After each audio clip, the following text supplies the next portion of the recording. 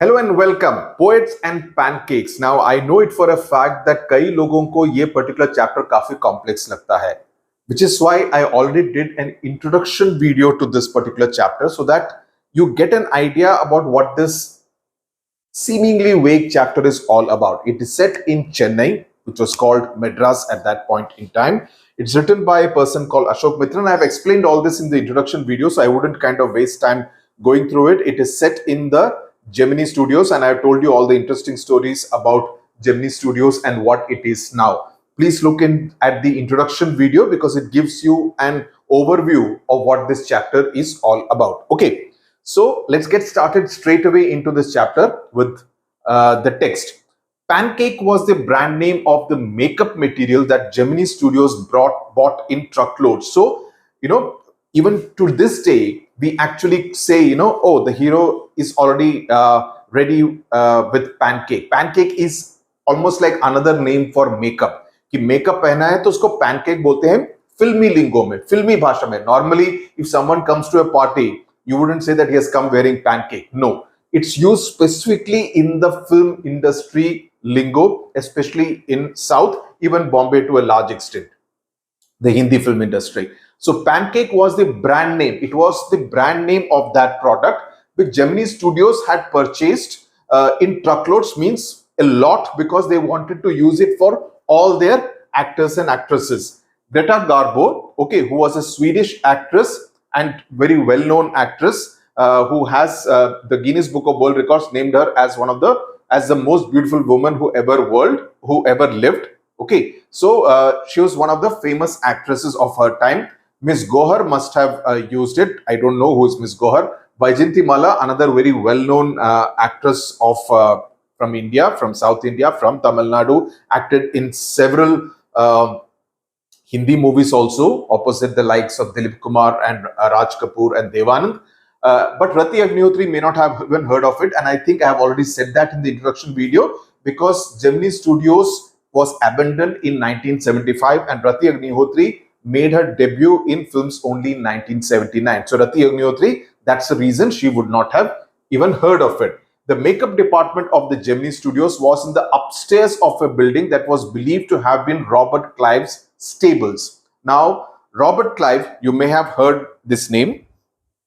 Robert Clive was a representative of the East India Company. Okay, so Robert Clive was the first British governor of Bengal presidency, and he played an important role in the foundation of the East India Company in Bengal. So if we are talking about Bengal, what does he have to do with Madras? Now, apparently at the age of 18, he was initially sent to Madras, which is now today's Chennai, and Robert Clive's stable. So he in fact, he got married in Chennai, in Madras. He even attempted suicide in Madras. So Madras, a lot of his life, very specific and dramatic events had to do with Madras. A dozen other buildings in the city are said to have been his residence. That is where Robert Clive lived. For his brief life and an even briefer stay in Madras, Robert Clive seems to have done a lot of moving, that is shifting from one house to another, besides fighting some impossible battles in remote corners of India and marrying a maiden in St. Mary's Church in Fort St. George in Madras. Now, St. Mary's Church is another interesting aspect, let me tell you. St. Mary's Church is a bomb-proof church. That is, if a bomb was dropped on it, it will still not get damaged. So it was one of the very few bomb-proof churches at that time. And Fort St. George is where the Tamil Nadu Secretariat even today actually sits. The Chief Minister of Tamil Nadu, M.K. Stalin, sits in Fort St. George, right? So that way it is pretty significant, a very important building in that sense. It is the seat of power.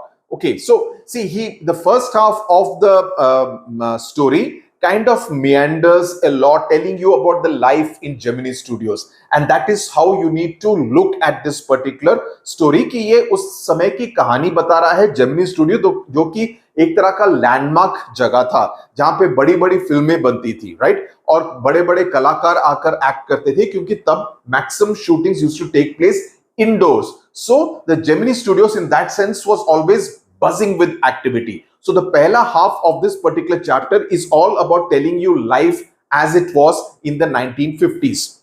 The makeup room, had the look of a hair cutting salon with lights at all angles around half a dozen large mirrors. So the place where the makeup was applied, because he started with pancake, right? So he comes back to makeup.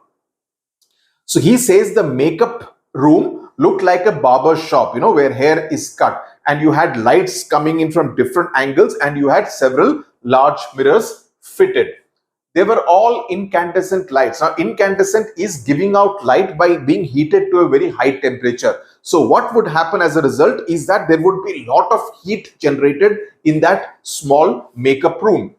So you can imagine the fiery misery, fiery referring to fire, misery referring to a miserable state. So someone who is sitting there for makeup to be applied on his or her face, imagine the plight of that particular artist, that you have to suffer all that heat of the lights which were there, because they were all incandescent lights. Subjected to makeup. The makeup department was first headed by a Bengali who became too big for a studio and left. So initially, the main person at that makeup studio was a Bengali. He was succeeded, that is later on a Maharashtrian took over. Then he was assisted by a Dharwad Kannadiga. Dharwad is a place in the northern part of Karnataka. So Dharwad Kannadiga, then an Andhra, then a Madras Indian Christian, then an Anglo-Burmese, and the usual local Tamils. All this shows that there was a great deal of national integration long before All India Radio and Doordarshan. All India Radio and Doordarshan began broadcasting programs on national integration. So he's just taking a dig, saying that, there were people from all parts of the country who were actually taking, leadership roles inside the makeup place at Gemini Studios. So it kind of conveyed national integration. I mean, later on, All India Radio and Doordarshan used to do programs, about Hum Sab Ek Hai, Sare Jahan Se Acha, Hindustani Bhai Bhai, all that kind of thing. But long before national integration became a buzzword with All India Radio and Doordarshan, Gemini Studios was already kind of showing the way. This gang of nationally integrated makeup men could turn any decent looking person into a hideous crimson-hued monster with the help of truckloads of pancake and a number of other locally made potions and lotions. What does it mean? That he's saying he doesn't obviously have a very great opinion about pancake. He believes that pancake actually ends up making look more ugly than they actually are, right? कि देखने में सुंदर और ठीक ठाक भी लगे, लेकिन अगर उसके ऊपर पैनकेक लगा दिया तो वो ज्यादा राक्षस की तरह लगता है, which is what he is referring to. Hideous means someone who is very someone who should be hidden, and someone, it's a very negative kind of a word, someone who is ugly and not very good looking kind of a person. Hideous, crimson is a shade of violet purple kind of thing.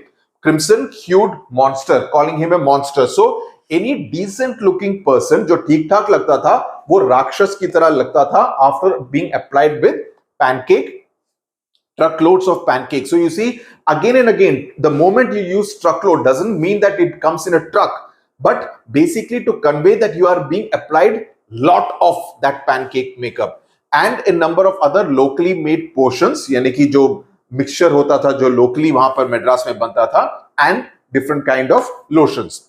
Those were the days of mainly indoor shooting, and only 5% of the film was shot outdoors. So you did not shoot outdoor at any location. You basically shot indoors inside Gemini Studios. So जो भी set बनाना होता था वो सब Gemini Studios के अंदर ही बनता था.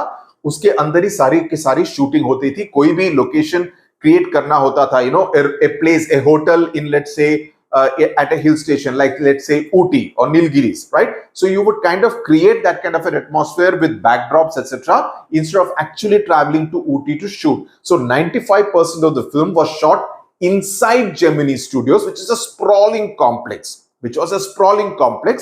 and only 5% of the film, maybe a song or something, would be shot on some location. Basically, I'm talking about Tamil films the way they used to be made in the 1950s. So those were the days of mainly indoor shooting, and only 5% of the film was shot outdoors. I suppose the sets and studio lights needed the girls and boys to be made to look ugly in order to look presentable in the movie. So he's again and again making fun of the way the makeup was actually used on these kind of people. So he says they needed to look ugly, that as though you needed to look ugly with the use of pancake in order to only then in the movie on screen through the camera they would actually end up looking presentable, means looking decent, right? So it's a very strange kind of thing. A decent looking person is applied with pancake and other potions and lotions made to look ugly, but on screen the same person ends up looking presentable, right? So it's a very strange kind of an situation. A strict hierarchy, that is an order, who is junior, who is senior, was maintained in the makeup department. The chief makeup man made the chief actors and actresses ugly. His senior assistant, so the main makeup person who was heading earlier Bengali, succeeded by Maharashtra, etc. So the chief makeup man, he would take care of the main actor and the actresses. Then his senior assistant, he would take care of the second hero and the heroine, jo uska side mein hero hota tha. Then the junior assistant, he would take care of the comedians and so forth. So it was like a hierarchy. The main makeup man will not do it for the comedian, right? The junior assistant will not do it for the main actor, the main hero or the heroine. So there was this hierarchy which was maintained. सबका मालूम था कि कौन किसको pancake लगाएगा. The players who played the crowd were the responsibility of the office boy. इसके साथ साथ अगर कोई क्राउड सिचुएशन है या कोई पार्टी सिचुएशन है where everybody is standing around with a glass in their hands and seeming to enjoy the party, या पीछे डांस करने के लिए या गाना गाने के लिए, those kind of extras junior artist जो होते थे उनका मेकअप का काम करता था office boy. And it's very weird that there used to be an office boy even for the makeup department, right? Had an office boy. So he's kind of putting an exclamation mark almost to kind of convey this surprise element at that.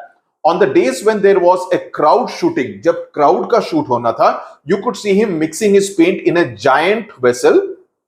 एक बड़े से पतीले में he would mix up the paint. Okay, let me just see whether it's fitting in. Yep. And apply the thing on the and slapping it on the crowd players. सभी players के शक्ल पे he would apply the paint, so that the crowd uniformly looks similar. The idea was to close every pore on the body, on the surface of the face in the process of applying makeup. He wasn't exactly a boy. उसको office boy बुलाते थे, लेकिन वो actual में लड़का नहीं था. He was in his early 40s. Having entered the studios years ago in the hope of becoming a star actor, though he had come to Gemini Studios hoping to become a big actor, a big hero, or at least a big writer for films, or a director, or someone who wrote songs, lyrics writer.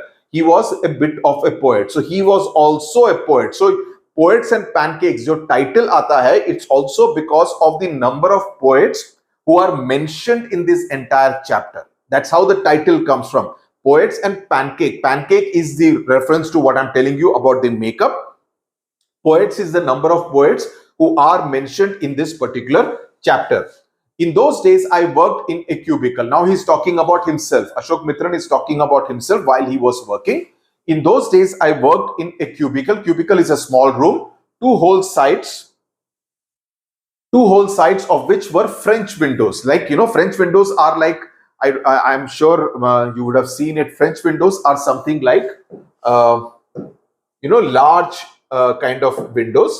So you have French windows. अगर ये कमरा है तो the French windows will be almost like this. So अगर ये कमरा है, so almost coming till the bottom. So you will have lot of light coming in. So I was doing some research. I found that French windows were not exactly French, but they were from other European countries like Italy. I'm not so sure. But there's something called French doors also, which came from France. So he says, I didn't know at that time they were called French windows. Seeing me sitting at my desk tearing up newspapers. So that's what he used to do. Day in and day out, most people thought I was doing next to nothing. Means I was not doing any useful work. So next to nothing means I was not doing anything which was useful. It is likely that the boss thought likewise too. हो सकता है कि इसका boss also thought similarly that this person is useless.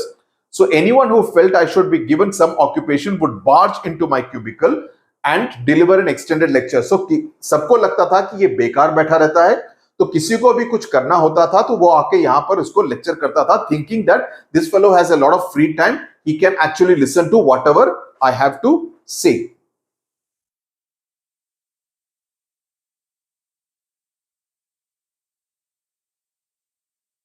The boy in the makeup department had decided that I should be enlightened on how great literary talent was being allowed to go waste in a department fit only for barbers and perverts. So he's feeling कि मेरा जो talent है वो waste किया जा रहा है by making me do things like this, that applying makeup on the crowd junior artists. Okay, तो मेरा talent as a poet is actually being wasted. So and this is a department, makeup department is fit only for barbers, that is for cutting hair, and perverts means people who are crooked in a very moralistic sense, like they are not good people, good at heart, or do things which are not desirable. Soon I was praying for crowd shooting all the time. Praying for crowd shooting means I was praying that हमेशा crowd shooting होता रहे ताकि ये बंदा busy रहे, मेरे कमरे में, मेरे क्यूबिकल में आके मेरे को ज्ञान ना पेलता रहे, मेरे को ज्ञान ना देता रहे, so that he does not come and keep giving me extended lectures. So I used to keep praying that there is a lot of crowd shooting so that this guy is kept busy. Nothing short of it could save me from his epics. Epics means something which is very long extended lectures that he used to deliver in his cubicle.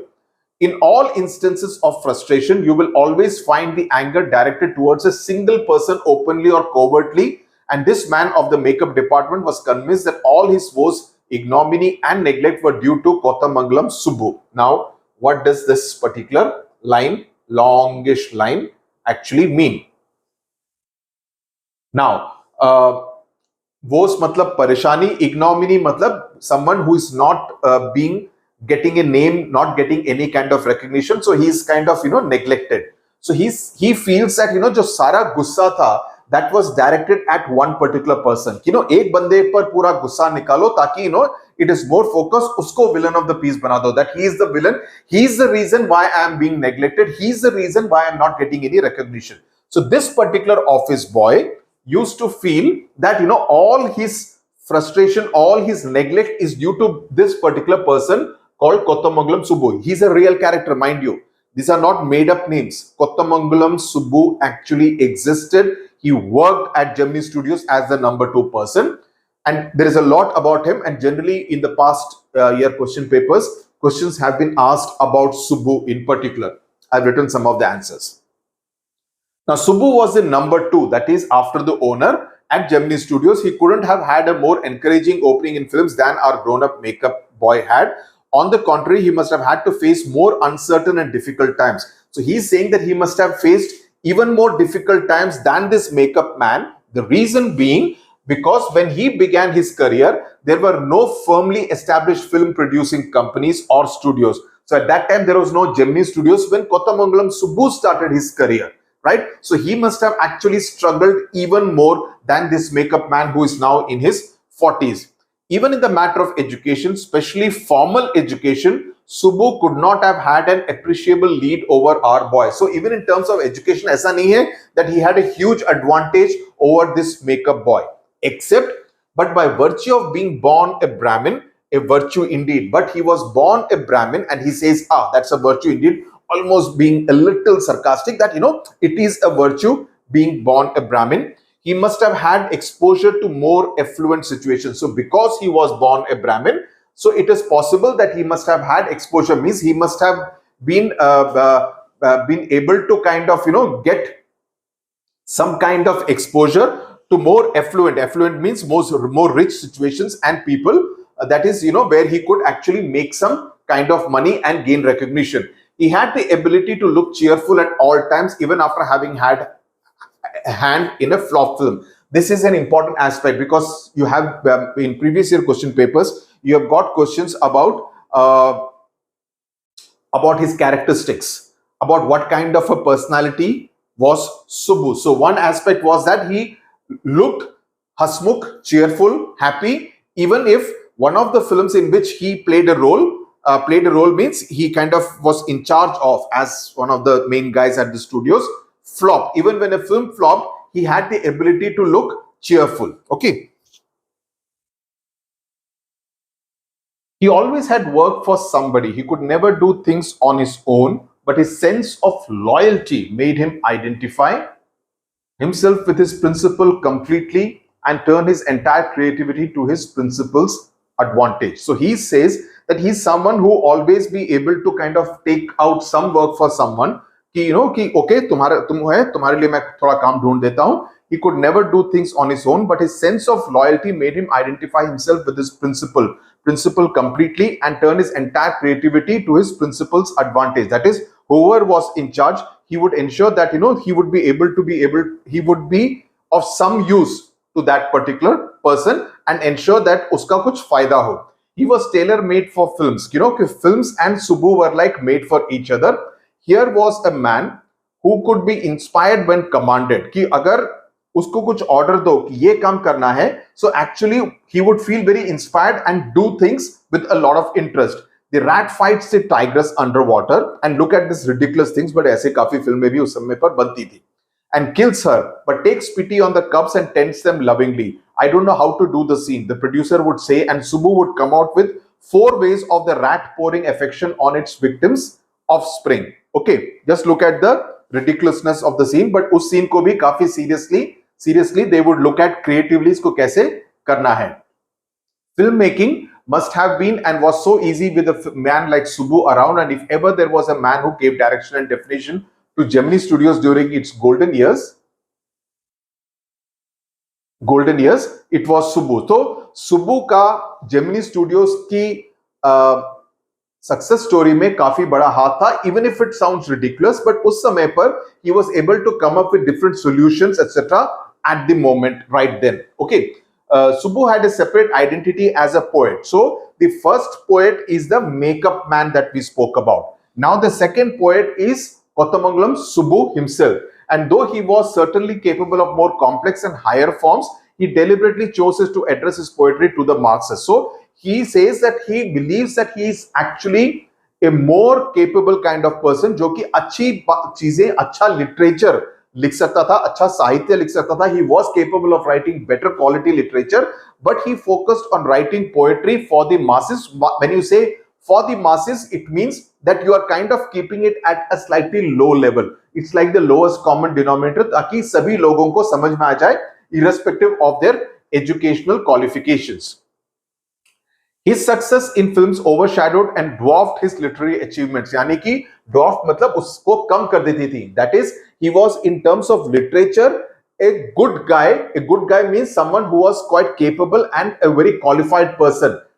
However, what happens is that his success in films, in the success stories of films of Gemini Studios, which are produced by Gemini Studios, that kind of became, his identity became that of as a person in charge at Gemini Studios and not as a poet. Now, this is important. He says, or so his critics felt. He composed several truly original story poems in folk refrain and diction, and also wrote a sprawling novel, Tillana Mohanambal, with dozens of very deftly etched characters. This is important because Tillana Mohanambal, written in 1957-58, was published in a magazine called Ananda Vignan, which was actually brought out by the owner of Gemini Studios. So, and it was also made subsequently into a very popular movie. Okay, it was based on Subbu's novel. The movie was made in 1968. Shivaji Ganeshan, one of the thespians of Tamil cinema. In fact, he wrote it under the pseudonym of Kalaimani. Okay, Kalaimani. And it was published, as I said, in 1957-58 in the Ananda Vignan in a serial manner. Har edition में एक उस story का अगला भाग आता था. So there was to be a lot of interest in what will happen next to the story. This kind of writing a novel in serialized manner was very popular in those times, especially in Tamil magazine literature. So he wrote several original story poems in folk refrain. That is, the style was folk style, but he would write many story poems. That is a story which would go ahead in poetic form. He quite successfully, deftly etched characters means the characters were very well drawn out in Tillana Mohanambal. It's basically about a dancer. The story is about a dancer and a musician. The love story between a musician and a dancer. So Shivaji Ganeshan plays the musician. He quite successfully recreated the mood and manner of the Devdasis of the early 20th century. Devdasis were there, who were like, devoted to God. Dev ki dasis, that used to be the thing. Basically another name for some of the social ills that used to be prevalent in society at that point in time.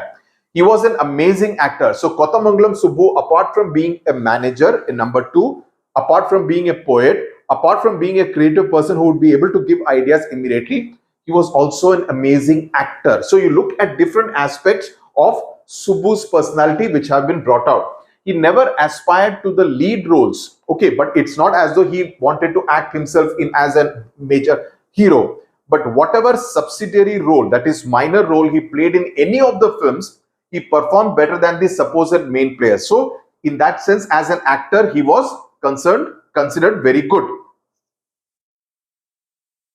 He had a genuine love for anyone he came across, and his house was a permanent residence for dozens of near and far relations and acquaintances. So this is another aspect, that he was a very warm and charitable kind of a person, that his door was open every time to his house, that anybody could actually be hosted. So his house was a permanent residence for dozens of near and far relations and acquaintances. Acquaintance means people who he did not know very well.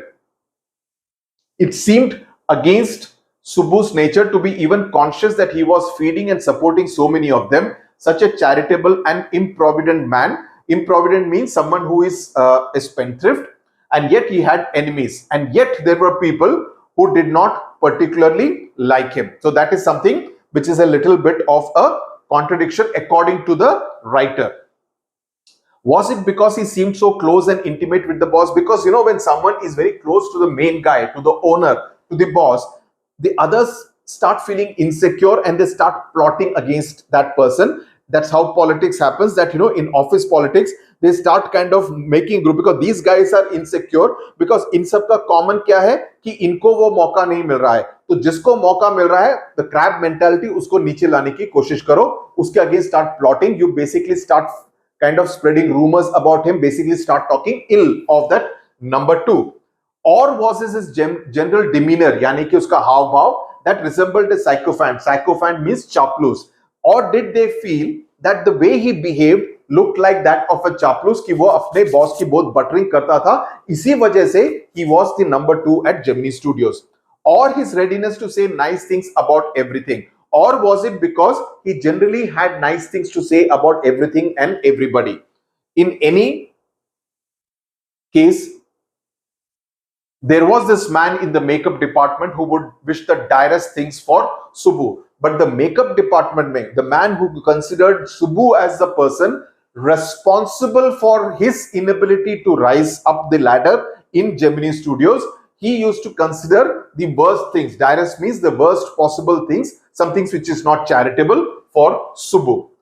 You saw Subbu always with the boss, but in the attendance roles, he was grouped under a department called the story department. Though he was more of a manager in Gemini Studios, he was put under the story department. Now, the story department, the interesting part is that it also included a lawyer and other writers and poets. The lawyer was also officially known as the legal advisor, but everybody referred to him as the opposite. That is, he was anything but an advisor. और ऐसा क्यों?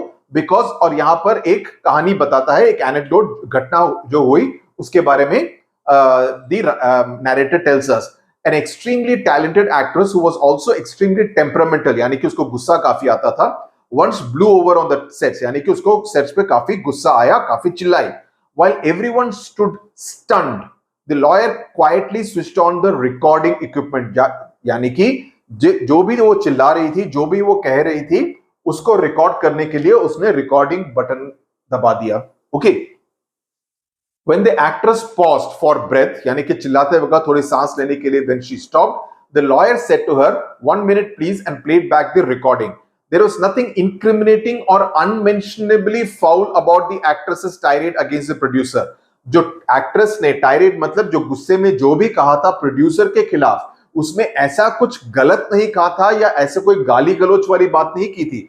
It was not as though she had kind of abused the producer or said something which was not to be said or said something extremely negative against the producer. She was basically stating the facts on the basis of which she was criticizing the producer. But the moment she heard her own voice being recorded at that point in time, But when she heard her own voice again through the sound equipment, she was struck dumb. She thought, oh God, they have recorded, now they may use it against me. So she got a little intimidated, a little scared. A girl from the countryside, she came from the village side. She hadn't gone through all the stages of worldly experience that generally precede a position of importance and sophistication that she had found herself catapulted to. So she was from the countryside. She was not used to this kind of behavior. She was not used to this kind of sophistication कि किस तरह से लोग दूसरों को checkmate करते हैं, right? So catapulted means the position that she had got into. Okay, so she was a little unaware of all these kind of things. She never quite recovered from the terror she felt that day. तो वो डर गई. She got scared. That was the end of a brief and brilliant acting career. The legal advisor, who was also a member of the story department, had unwittingly brought about that sad end. तो उस legal adviser, उस वकील की वजह से एक possibly bright career, जो कि काफी जगमगाता फिल्म करियर हो सकता था उस एक्ट्रेस के लिए, that came to an end because of what he did that particular day at Gemini studios.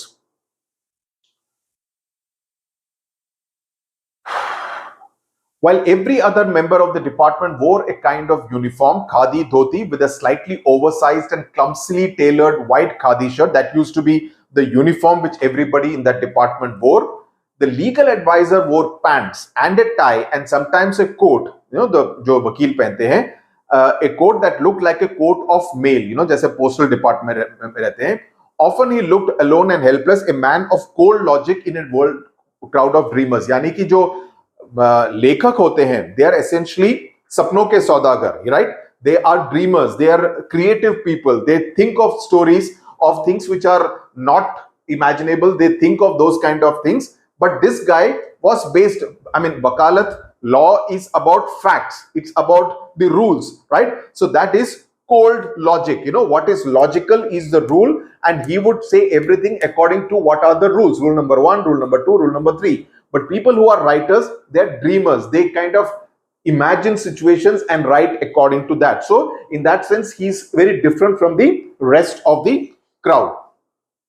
He was like a neutral man in an assembly of Gandhiites and Khadiites. So he was neither a Gandhiites or a Khadiites. Agar un logon ki assembly banti to. Like so many of those who were close to the boss, he was allowed to produce a film. So he was, made a producer also. And though a lot of raw stock, यानी कि उस समय पर, आजकल तो digital है, उस समय पर फिल्म को एग्जॉस्ट किया जाता था. So if you have to take a second take, third take, fourth retake वगैरह, people used to be a little circumspect because you are kind of using that raw stock film, which used to be very expensive at one time. It was also imported, so not made in India initially. बाद में, of course, companies in India also started making it, like Kodak. A lot of raw stock and pancake were used on it. Not much came of the film, so the film was not a success, commercial success. Then one day the boss closed down the story department, and this was perhaps the only instance in all human history where a lawyer lost his job because the poets were asked to go home. अगर आपसे प्रश्न पूछा जाए instances of humor, this is one instance of humor where a lawyer loses his job because the story department has been shut down because he was mentioned under the story, he was recruited under the story department. तो कहानी वाला department को बंद करने पर एक वकील की नौकरी जाती है, ये पहली बारी किसी दुनिया के इतिहास में हुआ होगा. So this is an instance of subtle humour. Gemini Studios was the favourite haunt. Now आगे बढ़ता है. Gemini Studios was the favourite haunt of poets like SDS Yogiyar, Sangu Subramanyam, Krishna Shastri and Harindranath Chattopadhyay. I think this guy is also an actor. I think he was also an MP at one point in time, I think in the 50s. It had an excellent mess which supplied good coffee at all times of the day and for most part of the night. Now, वहां पर coffee पीने के लिए लोग आते रहते थे because those were the times when Congress was in power, and that meant prohibition, that is no liquor, and meeting over a cup of coffee was rather satisfying entertainment. So अपने आप को entertain करने के लिए लोग coffee पीने के लिए वहां पर जेमिनी स्टूडियोज के मेस पे आते थे. मेस मतलब canteen. Barring the office boys and a couple of clerks, everybody else at the studios radiated leisure, a prerequisite for poetry.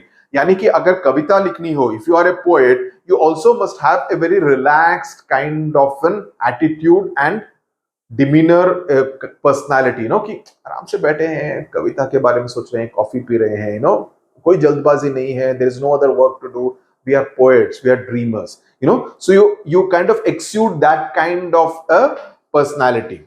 Radiated leisure, यानी कि आराम से सब कुछ काम होता था. Most of them wore khadi and worshipped Gandhiji, but beyond that, they had not the faintest appreciation for political thought of any kind. Yani ki they used to respect Gandhi, who was not alive by that time in the 1950s, but they followed the Gandhi. They at least behaved like they followed the Gandhian process of thought, school of thought. But that beyond that, uske beyond, they did not have any kind of political thing. So Gemini Studios mein, there is no political affiliation. It is not as though these people were politically affiliated. Okay, we believe in this ism, communism, capitalism. They didn't believe in any kind of isms, as they say. Naturally, they were all averse to the term communism. So, but communism is something which they did not like. A communist, why? Because a communist was a godless man. वो भगवान पर विश्वास नहीं करता था. He had no filial or conjugal love. यानी कि he had no love for the family or love for the siblings, etc. He had no compunction about killing his own parents. वो अपने parents को मारने में कोई संकोच नहीं करता था. Compulsion means he had no hesitation even to kill his own parents or his children. He was always out to cause and spread unrest and violence. So communists were always about strikes and dharnas and hartals, etc. That was the image that was there in the minds of these people. Such notions, which prevailed everywhere else in South India at that time, also naturally floated about vaguely among the khadi-clad poets of Gemini Studios.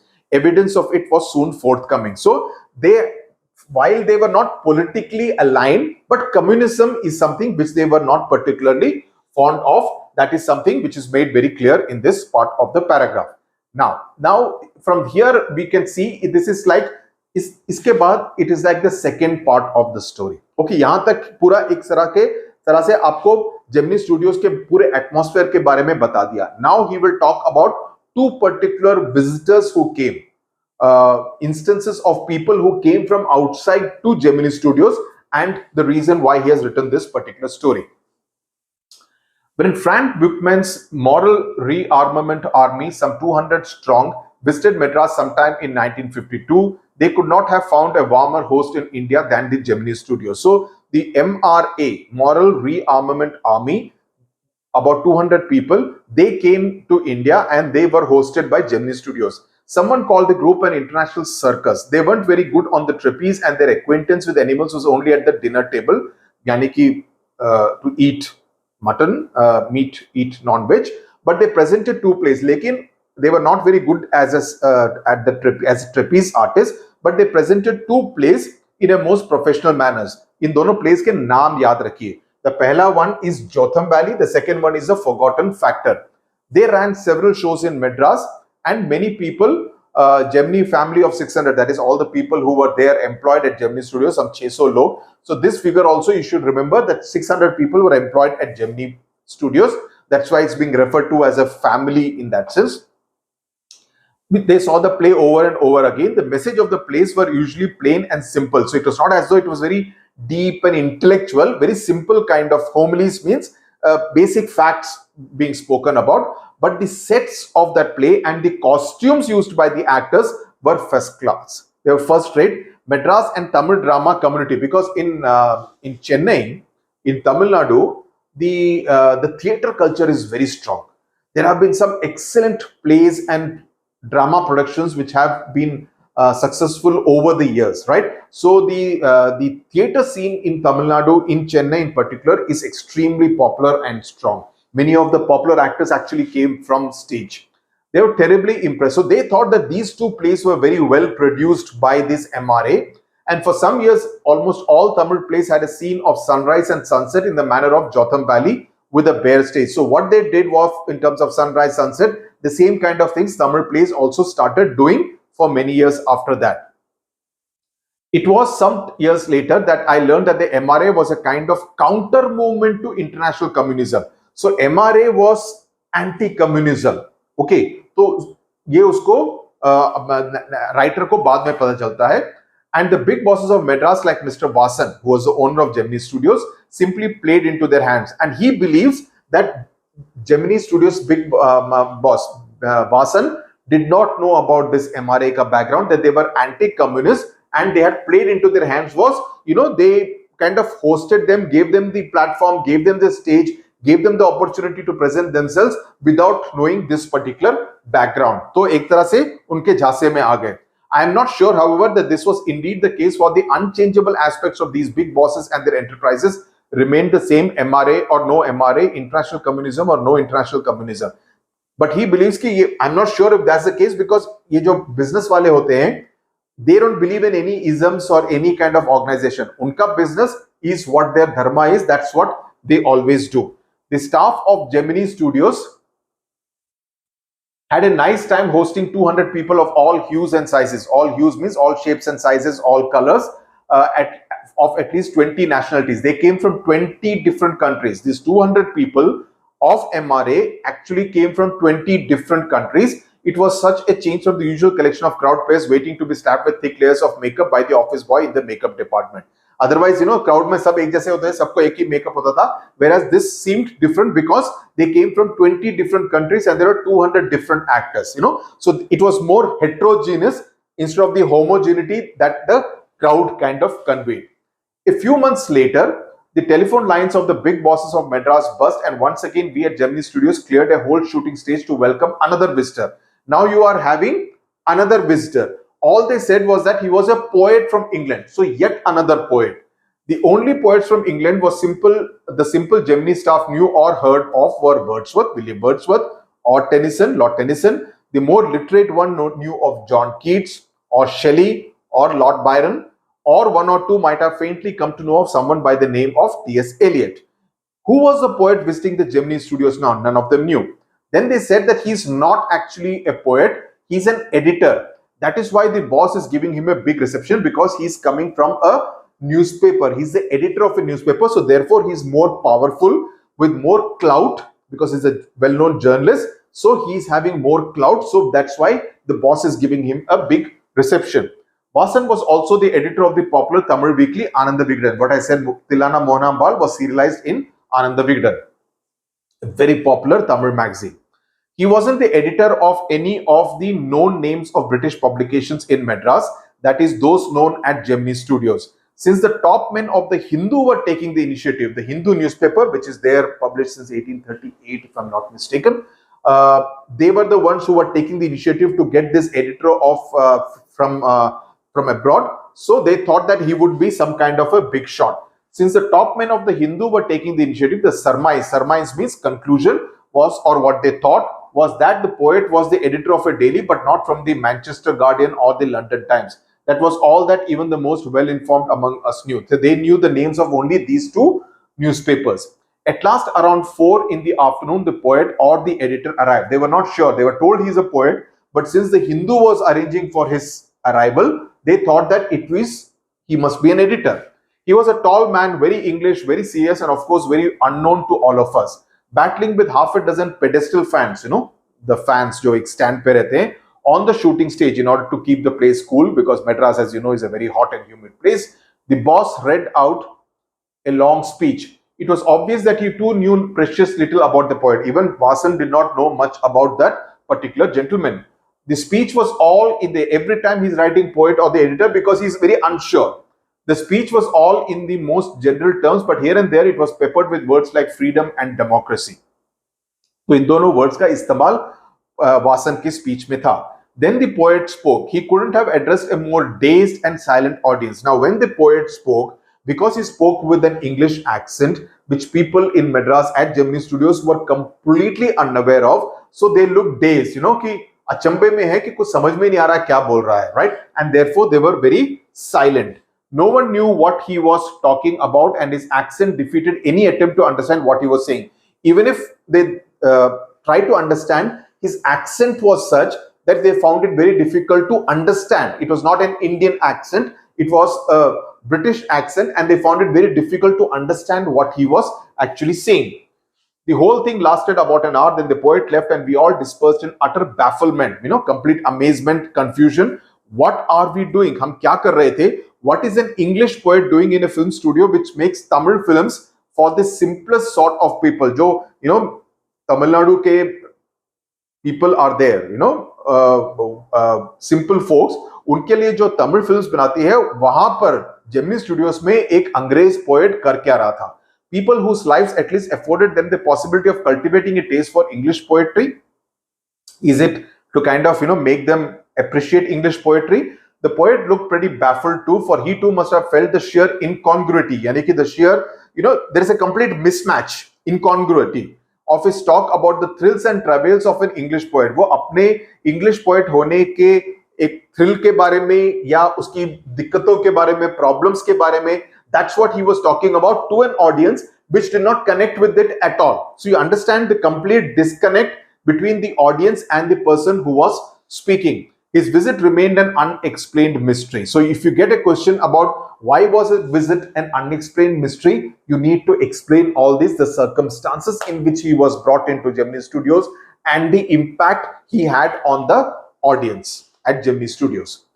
The great prose writers of the world may not admit it, but my conviction grows stronger day after day that prose writing is not and cannot be the true pursuit of a genius. It is for the patient, persistent, persevering drudge with a heart so shrunken that nothing can break it. So he's saying that prose writing is, one side is the poetry, दूसरी side is the prose writing, and he believes that prose writing is something which is inferior. He believes that it is for some people who have a lot of patience and persistence के साथ लगे रहते हैं to write something like that, and rejection slips don't mean a thing to him. कि काफी बारी वो reject होकर आता है manuscript, but उससे को कोई फर्क नहीं पड़ता है, because immediately he makes a fresh copy and sends it to another editor, enclosing postage for the return of the manuscript, because sometimes things get rejected, so you have to send postage for the person to return it to you. Otherwise they will not even spend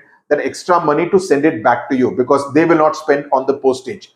It was for such people that the Hindu had published a tiny announcement in an insignificant corner of an unimportant page. So basically says that prose writers काफी struggle करते थे, तो उसके लिए हिंदू ने एक announcement रखा of a short story contest organized by a British periodical by the name The Encounter.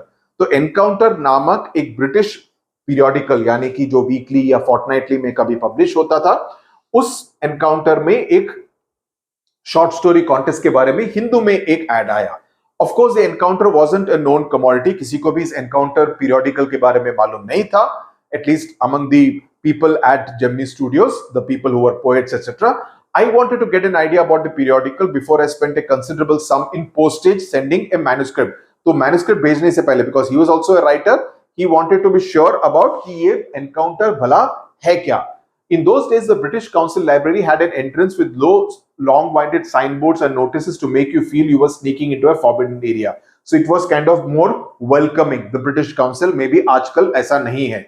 And there were copies of the Encounter lying about in various degrees of freshness, almost untouched by readers. तो वहां पर Encounter की copies पड़ी रहती थी, जिसको कि किसी ने नहीं छुआ. So obviously there is not much interest in that particular publication.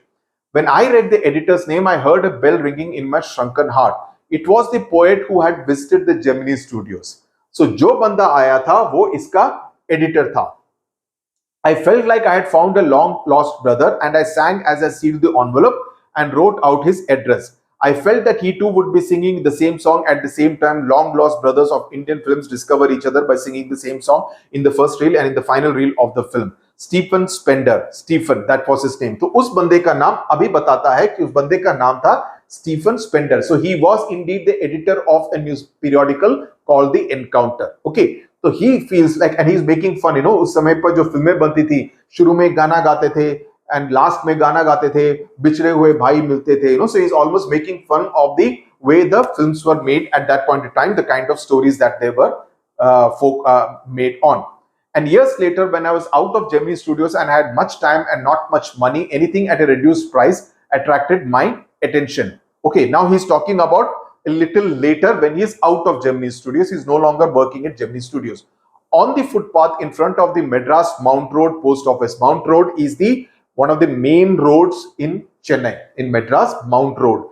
Hindu office is located on Mount Road. Okay, for those who are not familiar with the geography of Chennai, which is why the Hindu newspaper, interestingly, is known as the Mahavishnu of Mount Road. Okay, that's what they call him, call the newspaper. On the footpath in front of the Madras Mount Road post office, there was a pile of brand new books for 50 paise each.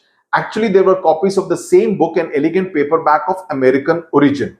Special low price student edition in connection with the 50th anniversary of the Russian Revolution.